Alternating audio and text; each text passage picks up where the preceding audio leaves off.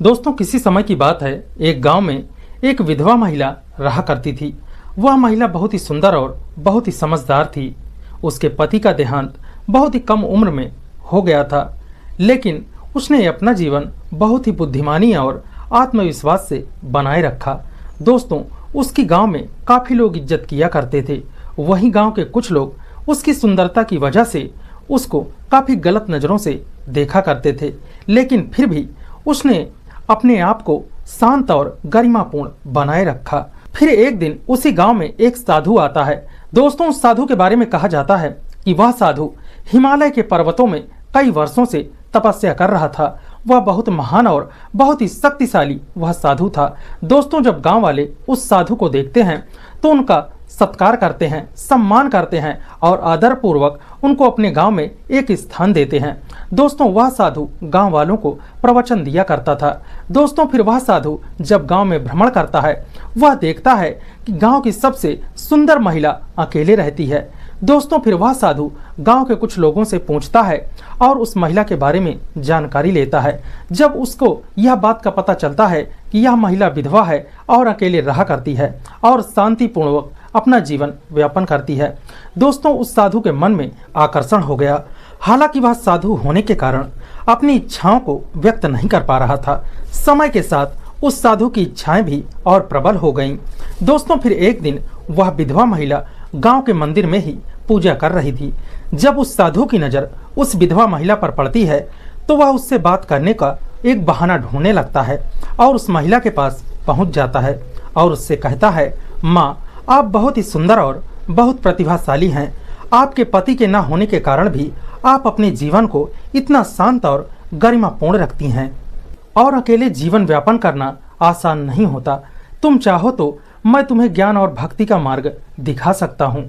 दोस्तों वह महिला जब साधु की बात सुनती है थोड़ा सा मुस्कुराती है और कहती है, महात्मा जी मैं भक्ति और ज्ञान का मार्ग अच्छी तरह समझती हूँ।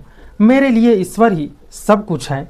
दोस्तों जब यह बात साधु उस महिला की सुनता है तब वह थोड़ा सा निराश हो जाता है, लेकिन फिर भी वह हार नहीं मानता और सोचने लगता है कि आज नहीं कल तो मैं तुम्हें अपने वश में जरूर कर लूँगा।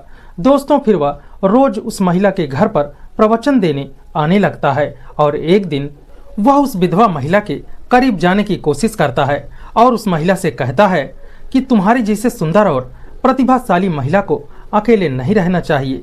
तुम्हें किसी की संगति की जरूरत है। अगर तुम कहो तो मैं तुम्हारी सहायता कर सकता हूँ। दोस्तों वह महिला तुरंत ही समझ जाती है कि यह साधु कहना क्या चाहता है और इसके मन में क्या चल रहा है। फिर वह महिला उस साधु से कहती है, महात्मन जी आप मुझे एक बात का जवाब देंगे। तब वह साधु कहता है, हाँ बिल्कुल, जो तुमको पूछना है तुम पूछ सकती हो। दोस्तों तब वह विधवा महिला उस साधु से कहती है, महाराज जी आप अपने आप को इतने बड़े धर्मगुरु, इतने बड़े संत बताते हैं, तो क्या मैं आपकी परीक्षा ले सकती हूँ। दोस्तों तब वह साधु थोड़ा अहंकार में आते हैं कि क्या तुम अब मेरी परीक्षा लोगी। मैंने कई वर्षों तक हिमालय पर्वतों पर घोर तपस्या की है, पूछो तुम मेरी क्या परीक्षा लेना चाहती हो। तब दोस्तों वह विधवा महिला कहती है, महात्मा जी आप इतने बड़े संत हैं और आपने इतनी घोर तपस्या की है, तो आपने जरूर अपने मन पर, अपनी इच्छाओं पर और वासनाओं पर विजय प्राप्त की होगी। क्या आप साबित कर सकते हैं कि आपके मन में कोई वासना नहीं है, आपके मन में कोई वासना नहीं चलती है। तब दोस्तों वह साधु उस महिला के जवाब से हक्का बक्का हो जाता है और हैरान हो जाता है। साधु कुछ देर तक चुप रहा, फिर उस महिला से बोला, क्या माँ आपको मेरे ऊपर विश्वास नहीं है। मैं एक साधु हूँ और मैंने अपने आप पर पूरा नियंत्रण पा लिया है। फिर महिला उस साधु के आंखों में देखते हुए कहती है, अगर ऐसा है तो आपके मन में मेरे प्रति आकर्षण क्यों है। उस विधवा महिला की बातों ने साधु को सोचने पर मजबूर कर दिया। उस साधु ने महसूस किया कि मेरी इच्छाएं और मेरी जो लालच हैं वह मेरे साधु के मार्ग में बाधा डाल रही हैं। उस साधु ने स्वीकार किया कि वो उस महिला की सुंदरता को देखकर मोहित हो गया था और उसने धर्म का उपयोग उसे अपने वश में करने के लिए किया। दोस्तों फिर वह साधु उस महिला के पास जाकर हाथ जोड़कर कहता है, माँ मुझे क्षमा कर दीजिए, मैंने अपनी तपस्या और धर्म का दुरुपयोग किया है। साधु तुरंत ही उस महिला के पैरों में गिरकर उससे क्षमा मांगने लगता है और कहता है, मैंने धर्म का उपयोग न करके आपको अपने वश में करने के लिए किया। मैंने अपनी तपस्या भंग कर दी, मुझे क्षमा कर दो। मैं अपनी मन की इच्छाओं में विजय पाने में असमर्थ रहा हूँ। तुम्हारी बुद्धिमत्ता और साहस ने मेरी सच्चाई का एहसास कराया है। अब मैं इस गांव में एक पल नहीं रहूंगा। मैं तुरंत ही ये गांव छोड़कर जा रहा हूँ। दोस्तों, फिर वह साधु उस महिला से कहता है, माँ, मैं तुरंत ही इस गांव को छोड़कर हिमालय में तपस्या करने जा रहा हूँ और अपनी गलती का प्रायश्चित करूंगा।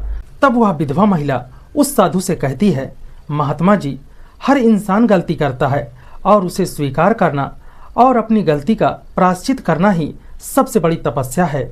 और आप वापस जाइए और अपनी इच्छाओं पर विजय प्राप्त करने की कोशिश करिए, यही आपकी सबसे बड़ी तपस्या है। दोस्तों, फिर वह साधु उस महिला के शब्दों को बहुत ही गंभीरता से लिया और वह गांव छोड़कर चला गया। तो दोस्तों, इस कहानी से आपको क्या सीख मिली हमें कमेंट करके जरूर बताइएगा। वीडियो पसंद आई हो प्लीज़ लाइक कीजिएगा, शेयर कीजिएगा। अगर आप चैनल पर नए हो तो सब्सक्राइब कर लीजिएगा। धन्यवाद। जय हिंद।